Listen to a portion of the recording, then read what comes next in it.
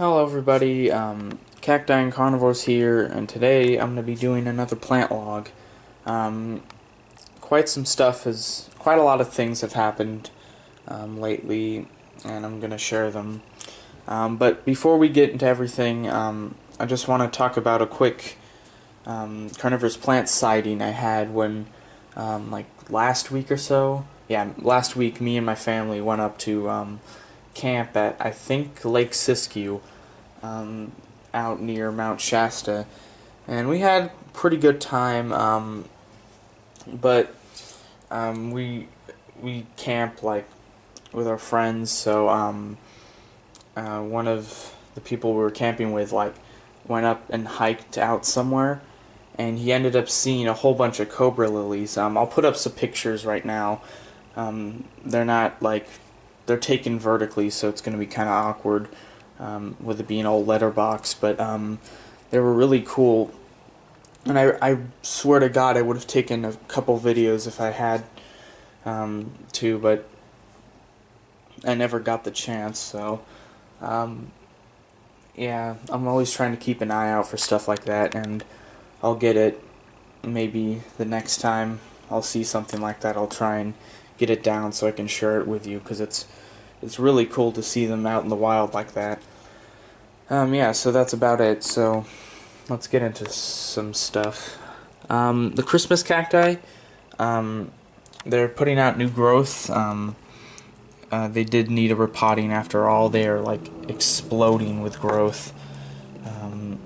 It's really crazy. Because like for months they weren't doing anything, and it was really weird. This guy's even bounced back. Look at all those new leaves. Little ones popping up in here and there. So it shows that this one is still going to be growing and growing fine, and so it won't die anytime soon. And I might either take a new cutting of a plant so it doesn't constantly look all bumpy and weird, or just pull back all the sickly leaves and let new ones grow back. Now that I know that's an actively growing, somewhat healthy, or at least recovering plant, it's going to be cool to finally have it back up and ready again. This one's growing, see tons of new leaves, and yeah, everyone's renewing themselves. This one isn't like exploding in growth, but there are some new leaves here and there. And there's a couple, one over there. Yeah, quite a bit. Yeah, so Christmas cacti are all doing really well. Even this one, it's kind of slowed down a little bit. I think this one's starting to slow down its growth for like the coming fall, maybe. We still have quite a bit of summer left, so yeah, I guess this one's sort of slowing down a bit, but it's still growing strong. Tons of new leaves. Very vigorous plant. So yeah, that's that one. The Nepenthes, it's growing steadily. No new pictures as of yet, but still putting out leaves. None of the little buds, the developing pitchers have shriveled up. Yeah, and get that on the camera. It's kind of hard to see, but yeah, none of the developing ones have really burnt up yet. The leaves are getting kind of oddly shaped. This one might have been a development thing, but it looked kind of odd when it first came out. So yeah, it's probably not like in ideal conditions, because it is a tropical, like, rainforest plant that does need a temperature drop, or at least would prefer one. But it being kind of a almost an intermediate hybrid, it should probably do pretty well. The pitchers have actually finally started to produce fluid. I think I said this last week. It's really hard to see, but yeah.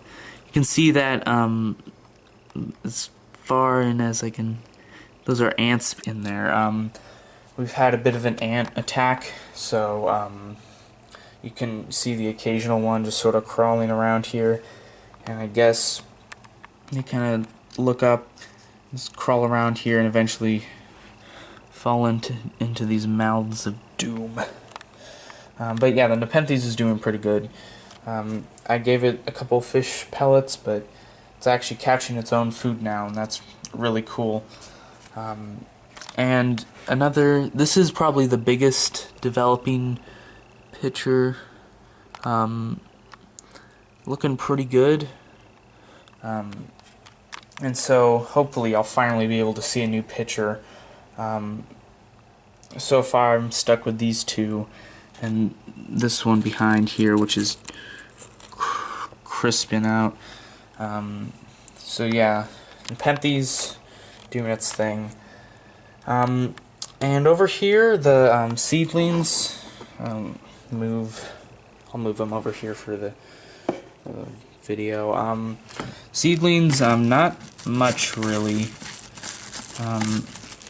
There was algae and like all sorts of nasty stuff just growing out in the bottom here, so I took out all the extra water, and I just scraped the bottom and cleaned it out, and I haven't put any new water in the bottom. I believe the Sphagnum Moss is growing like it holds a lot of water, and I put quite a lot of I filled the tray up pretty high for pots this short, and so as you can see, the algae's has made its home very well, and I'm trying to not have it overgrow the seedlings along with mold and other issues like that. I don't see any at all really. There's kind of you can see like a little, almost a sprout, but it doesn't quite look like a sundew, so I'm kind of confused. I will be patient though, I'm not going to give up anytime soon.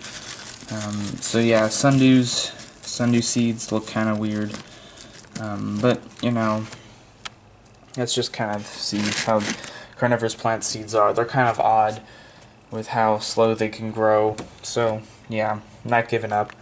And I'm glad to say for the Venus Flytrap the Venus Flytrap flower stalk cutting, is that it's finally got a strike on it, so a good success. You can see the leaves down there. It's really easy to see them.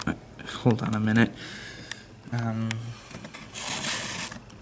Not like really easy, but if I zoom in there, yeah, you can see, and then if I hold on a minute, right there, so you can see that when I move this, it kind of moves with the rest of the stalk, so I can tell there's like some leaves emerging out there, and some new traps coming in, so within a month or so there should be a decent, like, kind of dime, half a dime, I don't know, size plantlet there, and that ought to be interesting.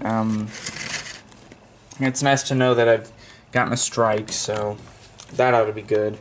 So that's pretty much everything here. Doing pretty well, just sort of going out. Everything's sort of growing out. Got some good improvements with the Christmas cacti. So yeah, that's pretty much this windowsill. Now let's go on to the Sphagnum Moss. Alright, so the Sphagnum Moss is up on this window as usual, except I've taken this light and moved it from the window over there to the window. Oh, there's birds right outside of this window. That was weird. I've taken it and put it on here because the plants or the moss has kind of gotten a little sickly in terms of light. You can see it's kind of sinking down now, which is odd considering the fact that usually grow upright. You can see it's not stopping though. It's growing and growing and growing relatively fast for moss and other stuff like that. It's just getting kind of light deprived, and there's like a weird cobweb thing right there, if you can see. But yeah, the moss is doing well. I think that's a developing, yeah, little moss, sphagnum head developing up there. So I guess the spores are taking charge. So yeah, I'm going to be giving this supplemental lighting, and I'll see how that goes. And if it's not, maybe I'll have to get a grow light or two. I doubt they take much. They just need a little bit extra. Oh, plug that off. Oh, whatever, I'll plug it in once this video's done. So, yeah, they just need a bit more light, because it's hard to give them light when they want the temperature to be slightly cool, like 70, 80 degrees or so. When it gets into the 90s, they'll start to like not grow too well. So I'm trying to keep it cool while still giving them enough light. So yeah, that's the sphagnum moss. Alright, so we are outside in the backyard area, and our garden is doing pretty well. You can see our giant sunflower kind of aging a bit. It's not usually bent over like this, like a weird hunchback old man, but its flower is still pretty huge, and the whole plant as a whole is just massive. I've never grown a sunflower from seed that's ever been this big, so that's just a cool little side thing. But yeah, so let's get into the cacti. They've been doing good, just putting out new growth as usual. I may have to repot some of them in the future. They don't look like their pots are big enough. This one especially. This Optunia, I think the common name's a bunny ear cacti. It's a prickly pear. Yeah, I think that's another common name. This one's just been like eating up the sun like nobody's business. Like the leaves are all dark green, like with some of the cuttings I've had, and like with the peanut cacti, they're like kind of iffy about the extra sun and heat. Like, they are cacti, but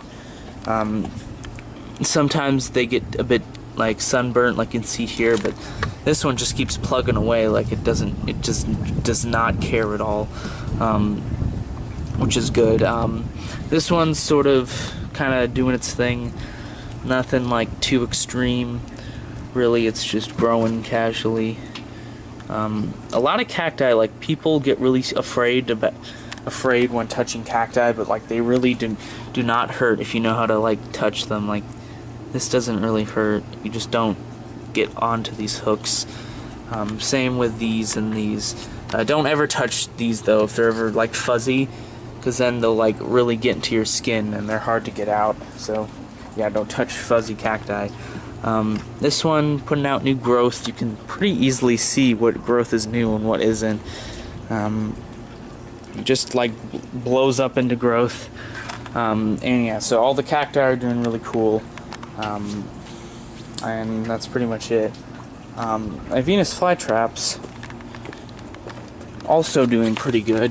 At least the one, the Walmart typical I have. This one, for some odd reason, is just colored up really well. I've never had a Venus flytrap retain its original coloring from when I got it this well. Like, you can see it's starting to get back that stripe that it had when I first got it.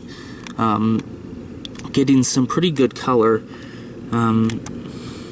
and some victims in its jaws. This one especially, but the trap's been eaten away by like a bird or something. Just started pecking at it. Yeah, they've been doing pretty good. Some of the newer traps have been kind of small, but that hasn't bothered me too much, especially since winter will be coming up and they're going to be resuming or starting their dormancy, and that won't be it won't be like a deep dormancy, because they're just kind of like the weather, like the winters in California are just like 40 degrees, like maybe 30 degrees, and then just like 70 for most of the time, so it's going to be kind of a casual dormancy. But like, yeah, they're kind of just doing their thing. Pretty healthy. Like, I'll divide them next spring, so I won't have to disrupt their growth now, and I'll probably get like 3 or 4 different plants. Really healthy plant, or at least decently healthy, especially compared to these guys. I don't quite know what's wrong with these. They're always just kind of miserable in the summer for no particular reason. I've ruled it out that it's a heat thing, and while that does seem to be the case, they aren't like as good looking as they should be at all. They finally put out like 20 billion new growth points, so you can see like some small little traps off to the side of the big ones, but they've also gotten some pretty like gnarly looking deformed leaves there. Like, look at that. Sort of weird growth habits from, I guess, a sickly plant. This one's just been completely tattered to death, like not even to death, just like all screwed up looking. I really don't know what to do. I think it's just a problem with these plants. I guess they just like cooler temperatures. I know most Venus flytraps all prefer like close to the exact same care, but I have heard and experienced, at least with these plants, that genetics do play a role in the health and vigor of a plant, and how well it will do in your conditions. Like, it's not really a important thing for Venus flytraps because they're all like the same species, no matter how different they look. They're all pretty closely related. But I'm pretty sure after a while of like selection for different traits, growers. Oh no, move that one off. Bumped it. I'm pretty sure certain growers will pick flytraps that grow best in their climates, and when that one was selected, or that specific clone, it was selected to grow well in cooler climates. So yeah, I guess that's my best like explanation I can come up with those. This one's been doing better, so I don't know. That's the best I could come up with. So yeah, those are the flytraps. Some of them are limping along, but nothing really too serious. So my Sarracenia. Oh my god. Pretty good as far as like Sarracenia go. Some new growth. I guess that's new growth. It's not as colorful or big as the outer stuff right here, which is starting to dry out, I guess from the sun or just from old age. But it's still going, nothing too serious. They are pretty simple to care for once you give them like their basic needs. Just distilled water and like a bunch of sunlight, and then just keep them cold and give them a dormancy, and then for some species cut off the leaves so new growth can reach through. Yeah, so that's pretty much the Sarracenia. But all the baby sundews, or at least 2 of them that were hitchhiking here. There's like a capensis one somewhere. You can see the corpse. It dried out. When I went out to camp, a person was taking care of them and then didn't quite keep them moist enough, so the top dried out a little bit, and 2 of them died, sadly, which was a bit of a bummer because I was really looking forward to them. But you know, not all of them are doing bad. This Benata, there's a hitchhiker back here, and it is amazing looking. Not amazing, but it's doing really well. Dewy leaves, red tentacles, as pretty good for a sundew, I guess. Not like healthy, just healthy. That does not make any sense. But yeah, 2 of the sundews have died. Sarracenia lives on along with the Benata. and there's a Utricularia. I think I pointed this out last video. It's putting out new flower stalks, if you can barely see that. Yeah, right there. That ought to be interesting. I've never grown any Utricularia before. I'm pretty sure they like some more shadier conditions than most Sarracenia, or all of them. So yeah, that's pretty much all my outdoor plants, all my plants so far. Yeah, the sightings was cool, and before I go, I just want to quickly say I'm going to be getting a new Venus flytrap either tomorrow, or the day after that. It's called a Maroon Monster. It's a red growing, all red Venus flytrap that's supposedly really vigorous and hardy, and hopefully I'll be able to take care of that really well, and I'll see how that goes. And I'll also film when it gets here, and I'll unpackage it and put it outside and share that with you guys. So that's pretty much it, and goodbye.